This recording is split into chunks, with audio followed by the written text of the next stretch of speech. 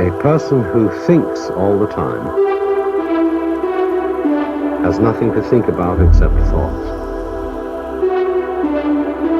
So he loses touch with reality and lives in a world of illusions.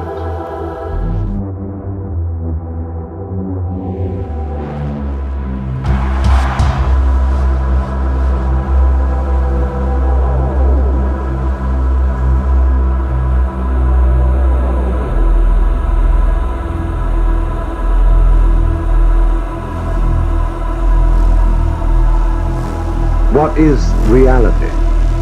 We are so tied up in our minds that we've lost our senses.